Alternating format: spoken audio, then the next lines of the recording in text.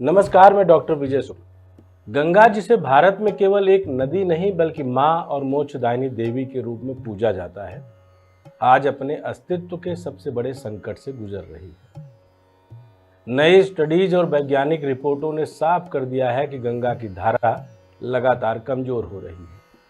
कई हिस्सों में उसका प्राकृतिक बहाव लगभग खत्म हो गया है और कई स्थानों पर यह नदी सूखने के कगार पर है। यह केवल जल संकट की कहानी नहीं है, बल्कि भारत की आध्यात्मिक और सांस्कृतिक आत्मा के सूखने का संकेत है। गंगा का सूखना सिर्फ भूगोल या पर्यावरण का मसला नहीं, बल्कि सनातन संस्कृति के जीवन मरण का सवाल है। जब गंगा सूखती है तो घाटों की आरती, तीर्थों की रौनक, कांवड़ यात्रा की भव्यता और महाकुंभ का उत्सव भी सूख जाता है। यह नदी जितनी जलधारा है, उतनी ही भारत की आत्मा है। अगर गंगा नहीं बचेगी तो सनातन का वह प्रवाह भी खत्म हो जाएगा, जो हजारों वर्षों से इस भूमि को जीवन देता आया है। पिछले एक दशक में केंद्र सरकार ने गंगा को बचाने के लिए जिस नमामि गंगे योजना का ऐलान किया था, वह आज सबसे बड़े सवालों के घेरे में है। यह योजना कागजों पर अब तक की सबसे महत्वाकांक्षी नदी सफाई योजना है, लेकिन जमीन पर यह गंगा को बचाने के बजाय उसके नाम पर बजट की लूट का जरिया बन गई। गंगा के नाम पर हजारों करोड़ रुपए स्वीकृत हुए, लेकिन गंगा का पानी दिन ब दिन गंदा और कम होता गया। गंगा के किनारे बसे शहरों में सीवेज का सीधा नदी में गिरना नहीं रुका। उद्योगों का गंदा पानी अब भी गंगा को जहर मिलाता रहा और नदी का प्राकृतिक प्रवाह बहाल करने के लिए कोई ठोस कदम नहीं उठाया गया। यानी सवाल वही है कि न गंगा निर्मल हुई, न गंगा अविरल हुई, और अब वो सूख रही है। नमामि गंगे का सच यह है कि यह गंगा की सफाई का मिशन कम और प्रचार का महोत्सव ज्यादा बन गया।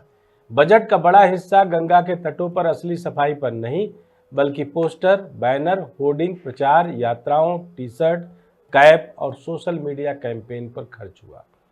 यह योजना नदियों को साफ करने की जगह तस्वीरें साफ करने में ज्यादा माहिर हो गई। जिन अधिकारियों और कर्मचारियों को गंगा की रक्षा का जिम्मा दिया गया, वे सरकारी तनख्वाह पर पलते निखट्टू बन गए। उनका असली काम नदी की सफाई नहीं, बल्कि अपने सोशल मीडिया अकाउंट पर ऋषिकेश, हरिद्वार में गंगा में बैठकर और काशी में क्रूज में बैठकर गंगा उद्धारक के रूप में सेल्फी पोस्ट करना और प्रेस नोट जारी करना रह गया।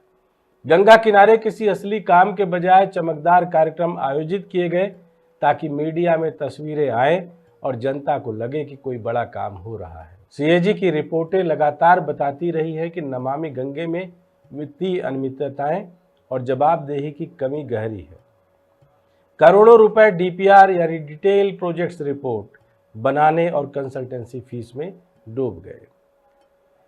नमामि गंगे के साथ साथ भारत की चल रही ज्यादातर योजनाओं का पैसा डीपीआर में ही जा रहा है, और शायद यही डीपीआर गंगा नदी को पी भी रहा है। बहरहाल, गंगा को बचाने के नाम पर बनने वाली हर योजना पहले कागज पर बनती है। उसके लिए सलाहकार कंपनियां भारी और मोटी फीस लेती हैं। मीटिंग और यात्राओं पर खर्च होता है, लेकिन असली काम कभी धरातल पर उतर ही नहीं पाता। कई जगह सीवेज ट्रीटमेंट प्लांट का उद्घाटन हुआ, लेकिन वे या तो समय पर पूरे नहीं हुए या चल ही नहीं पाए। यह सब गंगा के नाम पर हुआ, लेकिन गंगा को कोई राहत नहीं मिली। इस योजना के तहत नेशनल बुक ट्रस्ट जैसे संस्थानों तक को फंड जारी किया गया। सवाल यह है कि गंगा की सफाई का काम करने के लिए किताबें छापने वाली संस्था को पैसा क्यों दिया जाए। इसका मतलब साफ है कि गंगा के नाम पर जो बजट आया, वह बांटने का खेल बन गया। मंत्रालय, विभाग और योजनाएं आपस में ऐसे पैसे खींचते रहे जैसे गंगा का बजट कोई खजाना हो। हर संस्था अपनी हिस्सेदारी लेती रही।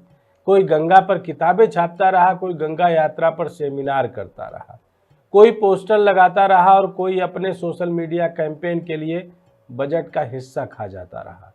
गंगा के लिए आया पैसा गंगा तक नहीं पहुंचा, लेकिन नमामि गंगे के अंदर अलग अलग धाराओं से आकर सियासी पृष्ठभूमि के लोग उस गंगा के पैसे से अपने आप को तारने और तरने में लग गए जो आखिर गंगा के नाम आया था। प्रधानमंत्री नरेंद्र मोदी ने नमामि गंगे को अपने ड्रीम प्रोजेक्ट के रूप में पेश किया था। उन्होंने गंगा को न केवल आध्यात्मिक पहचान के रूप में बल्कि पर्यटन और अर्थव्यवस्था का साधन बनाने का सपना दिखाया। क्रूज पर्यटन, गंगा ग्राम, गंगा किनारे मॉडर्न घाट, इंटरनेशनल महाकुंभ, ये सब बड़े बड़े वायदे जनता को दिखाए गए। लेकिन जब नदी का ही प्रवाह नहीं बचेगा तो क्रूज कहाँ चलेगा और महाकुंभ कहाँ होगा। आज स्थिति यह है कि कई जगह गंगा में नाव तक नहीं चल सकती क्योंकि पानी की गहराई ही नहीं है। ऐसी तस्वीरें हम आपको दिखा सकते हैं कि महाकुंभ में भारी भरकम जल छोड़ने के बावजूद भी उतना ही जल था जहां आपको खुद नाव को धक्का लगाकर तैराना पड़े।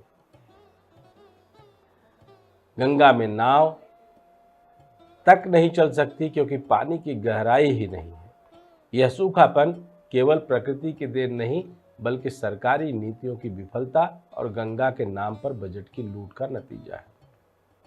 नमामि गंगे का एक और पहलू यह है कि यह योजना बड़े पैमाने पर दिखावे और सोशल मीडिया के लिए ही डिजाइन की गई। जो अधिकारी गंगा के लिए काम करने वाले थे वे गंगा किनारे घूमते हैं, मीटिंग करते हैं, 5 स्टार होटल में ठहरते हैं और फिर फोटो खिंचवाकर जनता को दिखाते हैं कि गंगा बचाई जा रही है। लेकिन जब आप असल में गंगा के किनारे जाते हैं तो गंदगी जस की तस मिलती है। यह योजना एक इवेंट मैनेजमेंट प्रोजेक्ट बनकर रह गई है। गंगा माँ के साथ यह खिलवाड़ केवल पर्यावरण का मुद्दा नहीं है, यह हमारी सनातन संस्कृति का अपमान है। महाकुंभ जैसे आयोजन पूरी दुनिया में भारत की आध्यात्मिक ताकत का प्रतीक है। अगर गंगा का प्रवाह खत्म हो जाएगा तो महाकुंभ का अस्तित्व ही खतरे में आ जाएगा। कल्पना कीजिए, एक दिन ऐसा आए जब गंगा के किनारे केवल सूखी रेत हो और करोड़ों श्रद्धालु वहां स्नान करने आए, लेकिन स्नान के लिए जल ही न मिले। यह केवल आस्था का संकट नहीं बल्कि भारत की पहचान का संकट होगा। गंगा का पानी पीती नमामि गंगे योजना का असली सच यह है कि यह योजना गंगा के नाम पर जनता के कर के पैसे की बड़ी लूट का जरिया बन गई। बजट का उपयोग गंगा को बचाने के लिए नहीं बल्कि उसे खाने और बांटने के लिए किया गया। जब यह पैसा प्रचार में, किताबों में, मीटिंगों में, पोस्टरों में और सेल्फी में खर्च होता रहा, तब गंगा लगातार सूखती रही। आज जरूरत इस बात की है कि गंगा को बचाने की लड़ाई को ईमानदारी से लड़ा जाए। इसके लिए राजनीतिक इच्छा शक्ति, पारदर्शिता और स्थानीय समुदाय की सक्रिय भागीदारी जरूरी है। गंगा का प्रवाह केवल नालों और सीवेज को रोकने से नहीं बचेगा बल्कि नदी के पूरे जल विज्ञान को समझकर, जल जैविकी को समझकर, उसके प्राकृतिक प्रवाह को बहाल कर और अतिक्रमण को हटाकर ही गंगा को बचाया जा सकता है।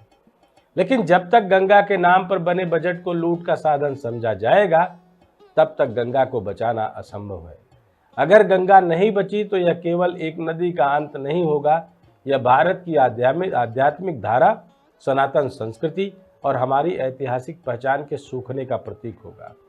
इसलिए यह समय केवल नारे लगाने का नहीं बल्कि गंगा के लिए ईमानदार और कठोर कदम उठाने का है, वरना आने वाली पीढ़ियां हमें माफ नहीं करेंगी और गंगा के किनारे केवल इतिहास की किताबों में ही बचेगी गंगा की हर वो कहानी जिसको लेकर हमारे दादा परदादा पुरखों को तरने तारने की भगीरथ की वो कहानी सुनाई जाती है। गंगा डिब्बी और बोतल में बंद होकर बिके, शायद नमामि गंगे योजना की यह मुहिम आगे चल कर के कुछ ऐसा ही रूप ले। सबसे पहले आपको जागने की ज़रूरत है क्योंकि गंगा नदी नहीं, आपकी अपनी माँ है, हमारी अपनी माँ है। गंगा माँ के लिए, हमारे अपने सनातन उस प्राचीर की रक्षा के लिए जिनमें हम पल बढ़ करके आज यहाँ पहुँचे हैं, गंगा माँ का सूखना रोकना पड़ेगा। लेकिन रोकेगा कौन और रुकेगी कैसे? विचार कीजिए, अपने कमेंट लिखिए और अगर अच्छा लगे तो यह जरूर बताइए कि गंगा माँ के नाम पर कमाई करने वाले इन लोगों का अंत कहाँ होगा। जय गंगा माई, जय हिंद, जय भारत।